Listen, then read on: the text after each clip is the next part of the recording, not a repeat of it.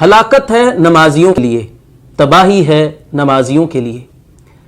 یہ عنوان سن کر یقیناً آپ کو حیرت ہوئی ہوگی کہ ہلاکت اور تباہی تو بے نمازیوں کے لیے ہونی چاہیے، یہ کیا بات ہوئی کہ نمازیوں کے لیے ہلاکت ہے؟ جی ہاں، یہ ترجمہ ہے سورہ ماؤن کی ایک آیت کریمہ کا۔ اللہ سبحانہ وتعالی نے ارشاد فرمایا فَوَيْلٌ لِّلْمُصَلِّينَ الَّذِينَ هُمْ عَنْ صَلَاتِهِمْ سَاهُونَ، تباہی ہے، ہلاکت ہے ان نمازیوں کے لیے جو اپنی نمازوں سے غافل ہیں۔ یہ آیت کریمہ دراصل منافقوں کے بارے میں نازل ہوئی ہے کہ منافق جو تھے وہ اپنی نمازوں سے غافل تھے۔ نمازوں سے غفلت کا کیا مطلب ہے؟ مفسرین نے اس میں 4 باتیں بیان فرمائی ہیں۔ پہلی بات تو یہ ہے کہ منافق جب نماز پڑھتے تھے تو ان کا مقصد ریاکاری اور دکھلاوا ہوتا تھا، جیسا کہ اللہ تعالیٰ نے اگلی آیت میں ارشاد فرمایا کہ الذین ہم یراؤون، وہ نماز صرف اس لیے پڑھتے تھے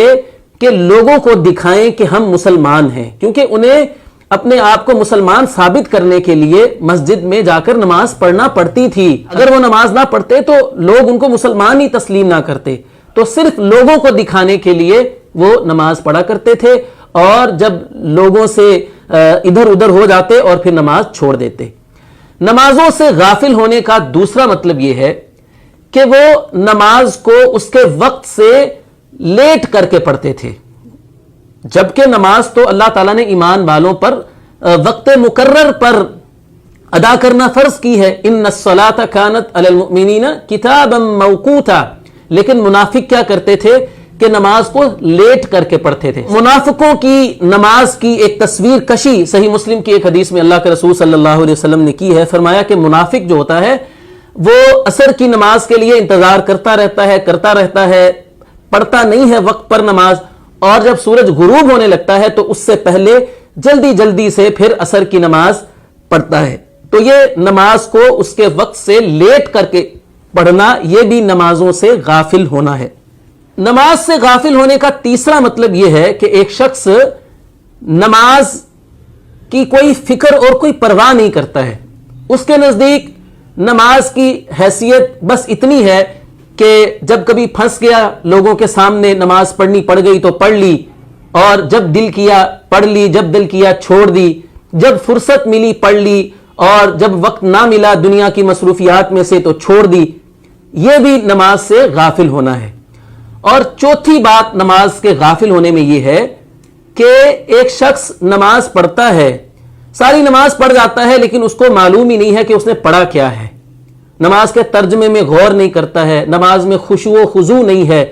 رکوع کرتا ہے تو ٹھیک طریقے سے نہیں کرتا ہے، سجدہ کرتا ہے تو صحیح طریقے سے نہیں کرتا ہے، بلکہ نماز کو جلدی سے پڑھتا ہے، جان چھڑانے والی بات کرتا ہے۔ اور نبی علیہ الصلوۃ والسلام نے ایک حدیث میں ایسے شخص کو چور قرار دیا ہے، نماز کا چور ہے، کہ جو نماز کے ارکان کو صحیح طریقے سے ادا نہیں کرتا ہے۔ پھر وہ نماز کے اندر خشوع و خضوع نہیں اختیار کرتا ہے، دھیان اور توجہ اس کی کہیں اور ہوتی ہے، کھڑا وہ نماز میں ہوتا ہے لیکن ذہنی طور پر وہ کہیں اور ہوتا ہے، اور پھر نماز میں عجیب حرکتیں کر رہا ہوتا ہے، کبھی اپنے بال سنوار رہا ہے، کبھی اپنے کپڑے سمیٹ رہا ہے، کبھی ناک صاف کر رہا ہے، کبھی بالوں کو درست کر رہا ہے، اس کی توجہ جو ہے وہ نماز میں ہے ہی نہیں ہے، یا سستی کا وہ مارا ہوا نماز کے اندر کھڑا ہوتا ہے، جیسے اللہ رب العزت نے منافقوں کے بارے میں فرمایا کہ وَإِذَا قَامُوا إِلَى الصَّلَاةِ قَامُوا قُصَالَىٰ،